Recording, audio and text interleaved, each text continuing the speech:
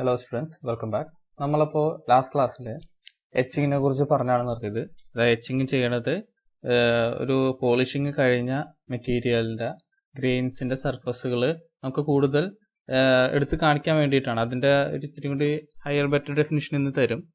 ഇന്നൊരു അതിൻ്റെ ഒരു ഫിഗർ ഉണ്ട്, ഒപ്റ്റിക്കൽ മൈക്രോസ്കോപ്പിൽ ഒരു ഫിഗർ ഉണ്ട്, അത് നോക്കിയാൽ ഇച്ചിരി കൂടി മനസ്സിലാവും.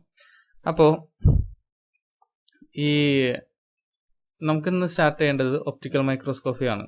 നമ്മളിവിടെ കുറച്ച് ഫേമസ് ആയിട്ടുള്ള ഒരു കോമൺ ആയിട്ടുള്ള എച്ചിങ് റിയേജൻസ് ഉണ്ട്. ജസ്റ്റ് ഒന്ന് പേരൊക്കെ വായിച്ചു വിട്ടേച്ചാൽ മതി, കൂടുതൽ അതിലേക്ക് ഇൻഡെപ്ത് ആയിട്ട് പഠിക്കാനൊന്നും പോകണ്ട. ദെൻ ഇന്ന് നമ്മൾ മൈക്രോസ്കോപ്പി സ്റ്റാർട്ട് ചെയ്യാണ്. അപ്പോൾ ഇന്ന് ഒപ്റ്റിക്കൽ മൈക്രോസ്കോപ്പി എന്താണെന്ന് നോക്കാം. ഒപ്റ്റിക്കൽ മൈക്രോസ്കോപ്പി നിങ്ങൾക്ക് എക്സാക്ട്ലി പഠിക്കാനില്ലെങ്കിലും നമ്മൾ അതിനെക്കുറിച്ച് ജസ്റ്റ് ഒന്ന് പറഞ്ഞു പോകും. അതായത് നമ്മൾ ബയോളജിക്കൽ മൈക്രോസ്കോപ്പ് നിങ്ങൾ ഓൾറെഡി കണ്ടിട്ടുണ്ട്, നിങ്ങൾ +2 ലാബിലൊക്കെ എവിടെയെങ്കിലുമൊക്കെ ഉണ്ടാവും.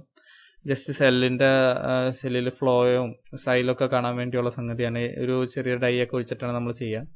അതൊന്നും വേണ്ട. നമുക്ക് മെറ്റലർജിക്കൽ മൈക്രോസ്കോപ്പ് എന്താ നോക്കാം. മെറ്റലർജിക്കൽ മൈക്രോസ്കോപ്പ് എന്ന് പറയുമ്പോൾ നമുക്ക് സിംപ്ലി ലൈറ്റ് കൊണ്ട് ആണ് നമ്മൾ സ്പെസിമെനിൽ നിന്നുള്ള റിഫ്ലക്ഷനും കാര്യങ്ങളൊക്കെ നമുക്ക് ഒരു ലൈറ്റ് സോഴ്സിൽ നിന്ന് ലൈറ്റ് റിഫ്ലക്ട് ചെയ്ത് നമ്മുടെ സ്പെസിമെനിലേക്ക് അല്ലെങ്കിൽ ഒബ്ജക്റ്റീവിലേക്ക് കൊണ്ടുവന്ന് അവിടെ നിന്ന് നമ്മുടെ ഐ പീസിലേക്ക് കൊണ്ടുവരും. അപ്പോൾ ഇതിന്റെ പ്രത്യേകത എന്താ വെച്ച് കഴിഞ്ഞാൽ നമുക്ക് ലൈറ്റിന്റെ വേവ് ലെങ്ത്തിന്റെ ലിമിറ്റേഷൻസ് കാരണം നമുക്ക് ഇതിന്റെ റെസൊല്യൂഷൻ, അതായത് രണ്ട് ക്ലോസ്ലി സെപ്പറേറ്റഡ് ആയിട്ടുള്ള പോയിന്റുകൾ എത്ര അടുത്തുള്ള പോയിന്റുകൾ വരെ നമുക്ക് സെപ്പറേറ്റ് ചെയ്ത് കാണാൻ പറ്റുന്നുള്ള ലിമിറ്റ് വളരെ കുറവായിരിക്കും ലൈറ്റിന്റെ കേസിൽ. But in the case of higher energy beams like x ray, electron beams and ionic beams നമുക്ക് എന്താ ചെയ്യാൻ പറ്റുക, ഈ പറഞ്ഞ റെസൊല്യൂഷൻ എന്ന് പറയുന്നത് വളരെ കൂടുതലായിരിക്കും. ഒപ്റ്റിക്കൽ മൈക്രോസ്കോപ്പിയിൽ നമുക്ക് 1500x വരെയൊക്കെ കിട്ടുള്ളൂ, ഏറ്റവും മാക്സിമം. അതും അതിൻ്റെ അകത്ത് ഒരുപാട് ബ്ലറിനെസ്സും ഒക്കെ കൂടുതലായിരിക്കും. ബട്ട് ആ സമയത്ത് നമുക്ക് സ്കാനിങ് ഇലക്ട്രോ മൈക്രോസ്കോപ്പിൽ തന്നെ 50,000x വരെയൊക്കെ നമുക്ക് കിട്ടും. 50,000 ടൈംസ് മാഗ്നിഫിക്കേഷൻ നമുക്ക് കിട്ടും. അതാണ് എക്സ് കൊണ്ട് ഉദ്ദേശിക്കുന്നത്. 2000x വരെയൊക്കെയാണ് നമുക്ക് പറ്റുള്ളൂ മാക്സിമം. ഓക്കെ, അപ്പോൾ ഒപ്റ്റിക്കൽ മൈക്രോസ്കോപ്പ് ജസ്റ്റ് ഒന്ന് വായിച്ചു വിട്ടേച്ചത്. ഇനി നമ്മൾ ഗ്രെയിൻസിന്റെ കോൺട്രാസ്റ്റ് വരുന്നത് എങ്ങനെയെന്ന് നോക്കാം. ഇപ്പോൾ യൂഷ്വലി നമ്മൾ എച്ച് ചെയ്യാത്ത അൺഎച്ച്ഡ് ഗ്രെയിൻ ബൗണ്ടറീസ് ആവുമ്പോൾ എന്താ പറ്റുന്നതെന്ന് വെച്ച് കഴിഞ്ഞാൽ ഗ്രെയിൻ ബൗണ്ടറീസിന്റെ ഇടയിൽ നമുക്ക് പോളിഷ് ചെയ്ത് കഴിയുമ്പോൾ ഡിബ്രിയൊക്കെ ഇതിന്റെ ഇടയിൽ വന്ന് കൂടിച്ചേരും. അതുപോലെ തന്നെ നമുക്ക് ക്രിസ്റ്റലോഗ്രാഫിക് പ്ലെയിൻസിന്റെ ഓറിയന്റേഷൻ ശരിക്കും നമുക്ക് മനസ്സിലാവില്ല. അപ്പോൾ എച്ച് ഒഴിച്ചു കഴിയുമ്പോൾ എന്താ പറ്റണതെന്ന് വെച്ച് കഴിഞ്ഞാൽ ഡിഫറെന്റ് ഓറിയന്റേഷനിലുള്ള ഗ്രെയിൻസ് അതിന്റെ ഡിഫറെന്റ് ക്രിസ്റ്റലോഗ്രാഫിക് പ്ലെയിൻസിലുള്ള സാധനങ്ങളൊക്കെ വരുമ്പോൾ അവര് എച്ച് ചില പ്രിഫറൻഷ്യൽ ഗ്രെയിൻസ് ഡയറക്ഷൻസിലായിരിക്കും ആക്ട് ചെയ്യുക. ഇപ്പൊ ഈ ഫിഗറിൽ നോക്കിയാൽ കാണാൻ പറ്റും. ഈ എച്ച് ഒഴിക്കുമ്പോൾ ഈ ഡയറക്ഷനിലുള്ള ഗ്രെയിൻസിന് അവര് ശരിക്കും ആ ഓറിയന്റേഷനിൽ കിടക്കുന്ന ഗ്രെയിനിന് അവർ ഒന്നും കാര്യമായിട്ട് ചെയ്യില്ല. ഓക്കെ, അതായത് കാര്യമായിട്ട് എച്ച് ചെയ്യില്ല, അതിന്റെ സർഫസ് യൂണിഫോം ആയിട്ടായിരിക്കും എച്ച് ചെയ്യുക. ബട്ട് ഇപ്പുറത്തുള്ള സാധനം നോക്കിയേ, ഇപ്പുറത്തുള്ള ഗ്രെയിൻസിന് നോർമൽ ഡയറക്ഷനിൽ കൂടുതൽ എച്ച് ചെയ്യും, മറ്റേ ഡയറക്ഷനിൽ ഇപ്പുറത്തുള്ള ഗ്രെയിനിന്റെ ഈ സെയിം പ്ലെയിൻ ചരിഞ്ഞ കിടക്കണം. അപ്പോൾ ആ ഡയറക്ഷനിലായിരിക്കും എച്ച് ചെയ്യുക. അപ്പൊ ഇതിന്റെ എഫക്റ്റ് എന്താണെന്ന് വെച്ച് കഴിഞ്ഞാൽ നമ്മള് ഒരു ലൈറ്റ് റിഫ്ലക്ട് ചെയ്യണമല്ലോ. നമ്മളൊരു ലൈറ്റ് സോഴ്സിൽ നിന്ന് നമ്മുടെ മെറ്റീരിയലിന്റെ സ്പെസിമെന്റെ മുകളിലേക്ക് വീഴുമ്പോൾ അതിൽ നിന്ന് ഈ ഗ്രെയിനിൽ നിന്ന് മാക്സിമം റിഫ്ലക്ഷൻ ഉണ്ടാവും. മാക്സിമം ലൈറ്റ് റിഫ്ലക്ട് ചെയ്ത് നമുക്ക് തിരിച്ച് ഐ പീസിലേക്ക് വരും. അതേസമയം ഇവിടെ നിന്ന് വളരെ കുറച്ച് റിഫ്ലക്ട് ചെയ്ത് വരുള്ളൂ, ഇവിടെ നിന്ന് ഒട്ടും വരില്ല. ഒരുപാട് ഹൈ ആംഗിൾ ഗ്രെയിൻ ബൗണ്ടറീസിൽ നിന്ന് ഒരുപാട് ഹൈ ആംഗിൾ ഡിഫ്രാക്ഷൻ സംഭവിച്ച് അതങ്ങോട്ട് പോകും. അതിന്റെ റിസൾട്ടായിട്ട് നമുക്ക് ഈ ടൈപ്പ് ഗ്രെയിൻ ബൗണ്ടറീസിൽ നിന്ന്, അതായത് മാക്സിമം ലൈറ്റ് റിഫ്ലക്ട് ചെയ്യുന്ന സ്ഥലങ്ങൾ നമുക്ക് ബ്രൈറ്റ് ആയിട്ടും കുറച്ച് വരുന്ന സ്ഥലങ്ങൾ ഗ്രേയിഷ് ആയിട്ടും കൂടുതൽ ഒട്ടും വരാത്ത സ്ഥലങ്ങൾ ബ്ലാക്കിഷ് ആയിട്ട് നമുക്ക് തോന്നും. അതുകൊണ്ട് നമുക്ക് ഗ്രെയിനുകൾ സെപ്പറേറ്റ് ചെയ്ത് തിരിച്ചറിയാൻ പറ്റും. ഓൾമോസ്റ്റ് അതിന്റെ ഓറിയന്റേഷൻ എന്താണെന്ന് ഊഹിക്കാനും പറ്റും. നെക്സ്റ്റ് നമുക്ക് പഠിക്കാനുള്ളത് എക്സ്റേ ഡിഫ്രാക്ഷൻ. എക്സ്റേ ഡിഫ്രാക്ഷന് ഒരുപാട് ഇമ്പോർട്ടൻസ് ഒന്നും കൊടുക്കണ്ട, അതിന്റെ കുറെ കാര്യങ്ങളുണ്ട്. അതുപോലെ തന്നെ അതിന്റെ പ്രോബ്ലംസ് ഉണ്ട്, നിങ്ങൾക്ക് സിലബസിലുണ്ട്. ബട്ട് അതിൽ ഒരുപാട് നിങ്ങൾ അതിൻ്റെ അകത്ത് ഒരുപാട് ചെയ്യാൻ നിൽക്കണ്ട, കാരണം ആ ഒരു ക്വസ്റ്റ്യൻ സ്കിപ്പ് ചെയ്താൽ ഒരുപാട് തിയറി പാർട്ട് നിങ്ങൾക്ക് ചെയ്യാൻ പറ്റും. ഓക്കെ, എക്സ്റേ ഡിഫ്രാക്ഷൻ എന്ന് പറയുമ്പോൾ ബേസിക്കലി നമുക്ക് ഡിഫ്രാക്ഷൻ ഓഫ് വേവ് സീരീസ് ആണ്. അപ്പോൾ യൂഷ്വലി എക്സ്റേസ് കൊണ്ടാണിത് വർക്ക് ചെയ്യിക്കുക. അപ്പോൾ എക്സ്റേ എന്ന് വെച്ച് കഴിഞ്ഞാൽ ബേസിക്കലി എന്താണ്, they are high energy beams with short wave length. അപ്പോൾ ഈ എക്സ്റേസ് ഒരു മെറ്റീരിയലിലേക്ക് നമ്മൾ അയക്കുമ്പോൾ, ഈ പാസ് ചെയ്യുമ്പോൾ, ഈ മെറ്റീരിയലിന്റെ അറ്റോമിക് സ്ട്രക്ചർ കാരണം അല്ലെങ്കിൽ അതിന്റെ ക്രിസ്റ്റൽ സ്ട്രക്ചർ കാരണം the X-rays will be getting scattered in all directions. Okay, അതായത് നമ്മൾ ഇവിടെ നിന്ന് ഒരു എക്സ്റേ സോഴ്സിൽ നിന്ന് അയക്കുകയാണ്. അത് ഇവിടെ ഈ മെറ്റീരിയലിൽ, ഈ സ്പെസിമെനിൽ തട്ടിയിട്ട് നമ്മുടെ പീസിലേക്ക്, നമ്മുടെ ഐ പീസിലേക്ക് വരുമ്പോൾ, ഐ പീസ് അല്ല ഒബ്ജക്റ്റീവിൽ നിന്ന് വരുമ്പോൾ എന്താ പറ്റുന്നതെന്ന് വെച്ച് കഴിഞ്ഞാൽ, ഈ ഇവിടെ നിന്ന് ഈ ആക്ച്വലി റിഫ്ലക്ട് ചെയ്യേണ്ട പാത്ത് ഇതാണെങ്കിലും പല പല പൊസിഷൻസിൽ, ഇവിടെ നിന്ന് 0 മുതൽ കണ്ട ഈ 0 മുതൽ 160 ഡിഗ്രി വരെയുള്ള ഈ ഫുൾ പൊസിഷൻസിൽ ഈ എക്സ്റേസ് സ്കാറ്റേർഡ് ആവും. കാരണം because of the crystal structure of the material. അപ്പോൾ ആ ഓരോ സ്ഥലത്തും ഈ മെറ്റീരിയലിന്റെ ക്രിസ്റ്റൽ സ്ട്രക്ചർ അനുസരിച്ച് ഓരോ പ്ലെയിൻസിന് കറസ്പോണ്ടിങ് ആയിട്ട് ഓരോ പീക്കുകൾ ഉണ്ടാവും. അപ്പോൾ ആ ഗ്രെയിൻസിന്റെ ഓറിയന്റേഷൻ ആണ് നമുക്ക് ഇവിടെ നിന്നാണ്. ഈ പ്ലെയിൻ ഇത് ഇത്രയും വലിയതെന്ന് പറയുമ്പോൾ ഇത്രയും വലിയൊരു ഗ്രെയിൻ അവിടെ ഇത്രയും ഹൈ റേഞ്ചിൽ ഒരു പീക്ക് ഉണ്ടാക്കിയിട്ടുണ്ട്. അതായത് അത്രയും കൂടുതൽ എക്സ്റേസ് അവിടെ നിന്ന് ഡിഫ്രാക്ട് ചെയ്തു വന്നിട്ടുണ്ട് എന്നുള്ളത്. അതുപോലെ തന്നെ ഓരോ മില്ലർ ഇൻഡെക്സസും നമുക്ക് ഇവിടെ കാണാൻ പറ്റും. ഓക്കെ, ഇതിൻ്റെ അത് കൂടുതലൊന്നും നോക്കണ്ട. ഇതിന്റെ ജസ്റ്റ് എന്താ പറയാ, ഇതിന്റെ പ്രോബ്ലംസ് ഒക്കെ ഉണ്ട്. പ്രോബ്ലംസ് ചെയ്യുന്നത് നിങ്ങളുടെ ബ്രാക്സ് ലോ വെച്ചിട്ടാണ്. n λ = 2d sin θ എന്ന് പറഞ്ഞല്ലോ, അത് നിങ്ങൾ +2 പഠിച്ചാണ്. അത് കൂടുതൽ അതിലേക്ക് നോക്കൊന്നും വേണ്ട. വേണമെന്നുണ്ടെങ്കിൽ പഠിച്ചോളൂ, ബട്ട് ഞാനത് പ്രിഫർ ചെയ്യില്ല. കാരണം നമുക്ക് എളുപ്പത്തിൽ മാർക്ക് സ്കോർ ചെയ്യാനായിട്ട് വേറെ ഒരുപാട് സാധനങ്ങളുണ്ട്. ഈ ഇമ്പോർട്ടൻറ്റ് തിയറീസ് പഠിച്ചു കഴിഞ്ഞാൽ അത് ചെയ്യാൻ പറ്റും. സിമ്പിൾ മെത്തേഡുകൾ നോക്കി ചെയ്യും. പിന്നെ എക്സ്ട്രാ ഡിഫ്രാക്ഷൻ ടെക്നിക്സ് ഉണ്ട്.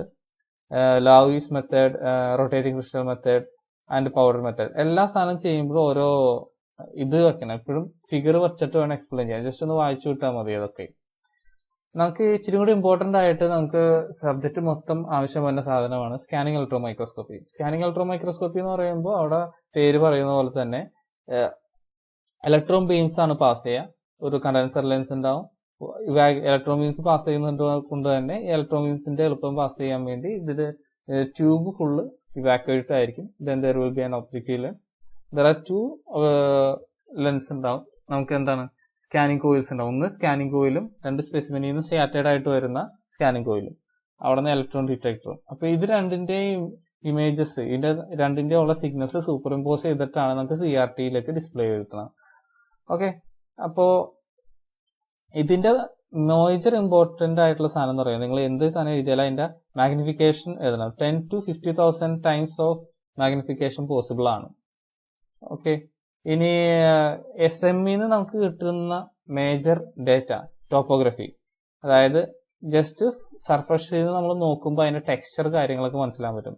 Then next morphology, shape and size of particles. Then 2 composition. ഈ സെം പ്ലസ് ഇഡാക്സ് എന്ന് പറയുന്ന സംഭവം, എക്സ്റേ ഡിഫ്രാക്ഷനും സെമ്മും കൂടി ഉള്ള ഇതുണ്ട്. അതാണ് ഈ പറഞ്ഞ ഈ ഇലക്ട്രോൺ ഡിറ്റക്ഷന്റെ ഉദ്ദേശം. കാരണം ഈ ഇലക്ട്രോൺ ഡിറ്റക്ഷൻ എന്ന് പറയുന്നത് ശരിക്കും ഇത് ഇലക്ട്രോൺ ബീംസ് ആണ്. ഈ ഇലക്ട്രോൺ ബീംസ് സ്കാറ്റേർഡ് ആയിട്ട് വന്നു കഴിയുമ്പോൾ ഇലക്ട്രോൺ ഡിഫ്രാക്ട് ചെയ്യും ഈ മെറ്റീരിയലിനെ തട്ടിയിട്ട്. അപ്പോൾ അതിന്റെ ഓരോ മെറ്റീരിയലിനും ഓരോ കോമ്പോസിഷൻ അനുസരിച്ച് ഈ മെറ്റീരിയല്, ഇപ്പൊ അയൺ എന്ന് പറഞ്ഞ സാധനം ഡിഫ്രാക്ട് ചെയ്യുന്ന പീക്ക്, ഇലക്ട്രോൺ പീക്ക് എന്ന് പറയുന്നത്, ഇലക്ട്രോൺ ബീമിന്റെ പീക്ക് എന്ന് പറയുന്നത് ഒരു പർട്ടിക്കുലർ വേവ് ലെങ്ത്തിലായിരിക്കും. ക്രോമിയം വേറെ വേവ് ലെങ്ത്തിലായിരിക്കും. അപ്പൊ ഇതൊക്കെ വെച്ചിട്ട് നമുക്ക് ഈ ഡിഫ്രാക്ട് ചെയ്യുന്ന റേ നോക്കിക്കഴിഞ്ഞാൽ അതിന്റെ നേരത്തെ നമ്മൾ എക്സ്ട്രാ ഡിഫ്രാക്ഷനിൽ കണ്ട പോലെ ഓരോ സ്ഥലത്തും ഓരോ പീക്ക് ഉണ്ടാവും. അപ്പൊ ആ പീക്ക് വേവ് ലെങ്ത് എത്രയാണെന്ന് നോക്കിക്കഴിഞ്ഞാൽ അതിന്റെ അകത്ത് ഏത് മെറ്റീരിയൽ ആണെന്നും ആ മെറ്റീരിയലിന്റെ കോമ്പോസിഷൻ എങ്ങനെയാണെന്നും നമുക്ക് മനസ്സിലാക്കാൻ പറ്റും. And also crystallographic information, direct relationship between crystallographic orientation നമുക്ക് കിട്ടും. ഇനി ഇതൊക്കെ ജസ്റ്റ് വായിച്ചു വിട്ടു മതി. നെക്സ്റ്റ് നമുക്ക് TEM ആണ് നോക്കുന്നത്, ട്രാൻസ്മിഷൻ ഇലക്ട്രോൺ മൈക്രോസ്കോപ്പി. ഇതും ഇമ്പോർട്ടന്റ് ആണ്. കാരണം ട്രാൻസ്മിഷൻ ഇലക്ട്രോൺ മൈക്രോസ്കോപ്പി എന്ന് പറയുമ്പോൾ നമുക്ക് സെമ്മിൽ നമുക്ക് മോർഫോളജി ജസ്റ്റ് നോക്കുമ്പോൾ കാണുന്ന പോലെ, നമ്മളൊരു ലെൻസ് വെച്ച് മാഗ്നിഫൈ ചെയ്യുന്ന പോലെയും അതിന്റെ ജസ്റ്റ് കോമ്പോസിഷൻ മാത്രമേ കിട്ടുള്ളൂ. ബട്ട് TEM-ല് നമുക്ക് ഇതിന്റെ ക്രിസ്റ്റലോഗ്രഫിക് ഓറിയന്റേഷൻസ് ആൻഡ് സ്ട്രക്ചേഴ്സ് ഒരുപാട് വ്യക്തതയോടുകൂടി കാണാൻ പറ്റും. അതായത് നമ്മൾ സ്കാനിങ് ഇലക്ട്രോൺ മൈക്രോസ്കോപ്പിയിൽ ഒരു സ്പെസിമെൻ നമ്മൾ നേരത്തെ പറഞ്ഞ പോലെ ജസ്റ്റ് പോളിഷ് ചെയ്ത് അതിന്റെ സർഫസ് മാത്രം പോളിഷ് ചെയ്തിട്ടാണ് നമ്മൾ വയ്ക്കുക. ബട്ട് ട്രാൻസ്മിഷൻ ഇലക്ട്രോൺ മൈക്രോസ്കോപ്പിയിൽ നമ്മൾ സ്പെസിമെൻ എന്ന് പറയുന്നത് ഒരു വളരെ തിൻ വേഫർ ആയിരിക്കും വയ്ക്കുക. വളരെ തിൻ വേഫർ സ്പെസിമെൻ ആണ് നമ്മൾ ട്രാൻസ്മിഷൻ ഇലക്ട്രോൺ മൈക്രോസ്കോപ്പിയിൽ വയ്ക്കുക. ഇപ്പൊ ഒരു ഗോൾഡ് ഫോയിലിന്റെ ഒക്കെ അത്രയും കനം കുറഞ്ഞ, തിക്നെസ് കുറഞ്ഞ സാധനം നമ്മൾ ടെം വെച്ച് ചെയ്യുമ്പോൾ അതിൽ നിന്ന് ഡിഫ്രാക്ട് ചെയ്യുന്ന വേവ്സ് വെച്ചിട്ട് നമ്മൾ ഇതിന്റെ ക്രിസ്റ്റലോഗ്രാഫിക് സ്ട്രക്ചർ കണ്ടുപിടിക്കാനായിട്ടാണ് മേജറായിട്ട് ടെം യൂസ് ചെയ്യുക. ഇനി ഇതിൽ നമുക്ക് കിട്ടുന്ന ഇന്റേണൽ മൈക്രോസ്കോപ്പിക് ഫീച്ചേഴ്സ് അത് ആണ് കിട്ടുക. അതിൻ്റെ കോൺട്രാസ്റ്റഡ് ഇമേജസ് ഒക്കെ ആയിരിക്കും കിട്ടുക. നിങ്ങൾ ഏതെങ്കിലും റിസർച്ച് പേപ്പർ എടുത്ത് നോക്കിയാലാണ് അത് മനസ്സിലാവുള്ളൂ. ഇതിന്റെ മാഗ്നിഫിക്കേഷൻ നോട്ട് ചെയ്യുക. മാഗ്നിഫിക്കേഷൻ 1 million ടൈംസ് വരെ പോസിബിൾ ആണ്. പിന്നെ ഡിസ്ലൊക്കേഷൻസിന്റെയും ഫോറസ്റ്റ് ഡിസ്ലൊക്കേഷൻസും സാധനങ്ങളൊക്കെ കണ്ടുപിടിക്കാനായിട്ട് നമ്മൾ മേജറായിട്ട് ഇതാണ് യൂസ് ചെയ്യുക.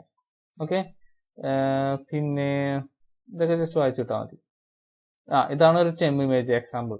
അപ്പോൾ ഇത് ഈ ലൈൻസ് ഒക്കെ കാണുന്നത് നമ്മുടെ മെറ്റീരിയലിന്റെ ജോക്സ് ആൻഡ് തിങ്സ് നീസ് എന്നൊക്കെ പറയുന്നത് നമ്മൾ നേരത്തെ പഠിച്ച സാധനങ്ങളൊക്കെയാണ്. ഒരു മെറ്റീരിയലിന്റെ ക്രിസ്റ്റൽ സ്ട്രക്ചർ ഇവിടെ നിന്ന് വന്നിട്ട് പെട്ടെന്ന് ഒരു ബെൻഡ് വന്നിട്ടുണ്ട്, അതിനാണ് നീ എന്നൊക്കെ പറയാം. അതൊക്കെ കിട്ടണം. ഇനി നമുക്ക് മേജറായിട്ട് ഇനി പഠിക്കാനുള്ളത് ഡിഫ്യൂഷൻ ആണ്. ഡിഫ്യൂഷൻ വളരെ ഇമ്പോർട്ടന്റ് ആണ്. ഇതിന്റെ സിമ്പിൾ പ്രോബ്ലംസ് യൂണിവേഴ്സിറ്റിക്ക് ചോദിച്ചിട്ടുണ്ട്. ഡിഫ്യൂഷൻ എന്ന് പറയുന്നത് it is nothing but the material transport by atomic motion.